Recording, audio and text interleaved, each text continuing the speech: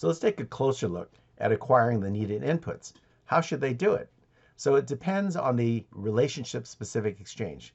There's no one right answer for every single thing, of course, because I'm sure you've already thought about it. Yeah, sometimes I'll buy spot market, sometimes I'll contract, sometimes I'll make it myself. So how do we distinguish those and make that decision?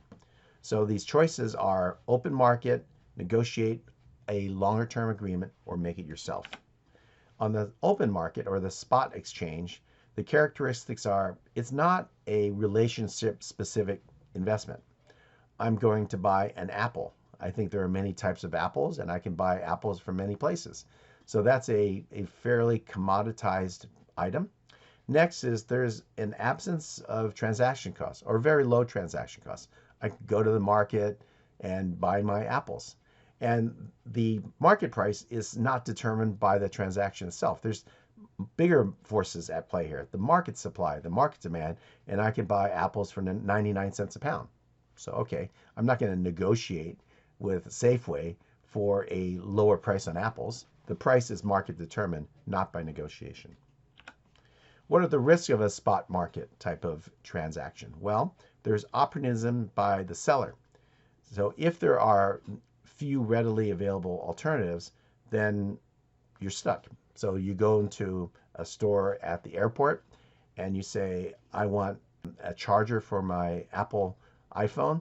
Well, you're kind of stuck, right? In that case, the seller, since they know you have captive, you've gone through security and whatnot, they could charge you a 20 to 50% premium on that charger. There's opportunism, right? That's not the market price, and yet they're able to get it from you, and you would grudgingly pay it because you need that charger.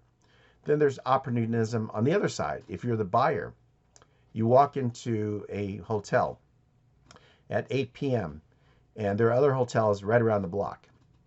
So you say, it's 8 p.m., you have rooms that are empty.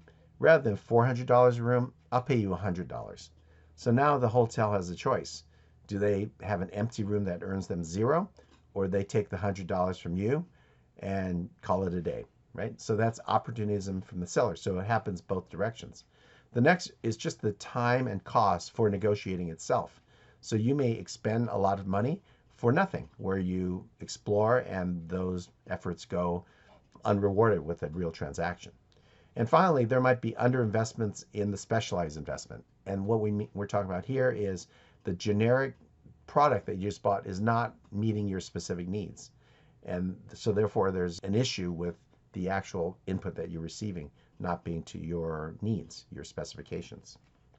What are the characteristics of contracts? First, we use them when the inputs require some substantial specialized investment. An example might be a custom part as opposed to just an apple to eat. Or we have office space we need, but we have to improve it. We have to put up some walls, build some conference rooms. So there's some work that has to be done to enable us to take occupancy. And typically there is some substantial upfront expenditures, legal costs for negotiating and having both parties agree. And in the example of office space, the actual tenant improvements necessary. And we would be very specific as to the price and quantity prior to the transaction. What are you paying for that custom part? And how does that change, if it does, over time? And that's to reduce the risk of opportunism, where you say, hey, I have a contract. And you say, well, we have a contract, but we never agreed on price. Well, that would be a pretty big hole or omission in the contract. And it also might help guard against skimping on the specialized investment. So of the quality. So you say, oh, I need a wall here. Instead of saying I need a wall, you may specify what is that wall made out of. And if it's glass, is it glass that has a frame around it and is ugly? Or is it glass that is frameless, that looks much more attractive? And that level of detail must be specified. Otherwise, the incentive is to the provider to find the cheapest way to provide that specified item in the contract. And it was too broad. So they give you the least expensive glass for your office space. And there is also a decision on the optimal contract length. We'll get into that a little bit further. Is this a 1-year contract, 5-year contract, 10-year contract? What is it? So that's an important aspect of the contract. The risk here are incompleteness. You don't specify what may happen, like in the example of the quality of the glass, or contingencies. What happens if, right? A contingency is something that may occur, and many contracts try to specify what are those contingencies, and also what happens in the case of the contingency to alleviate whatever issue raised its ugly head.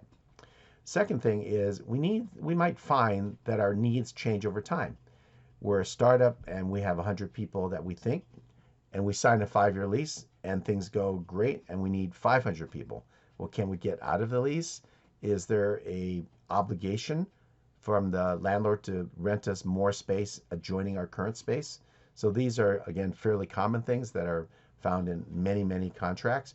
And it's because no one really knows what your needs are in 3 or 5 years. So we might need to provide something in the contract in the event of those things occurring.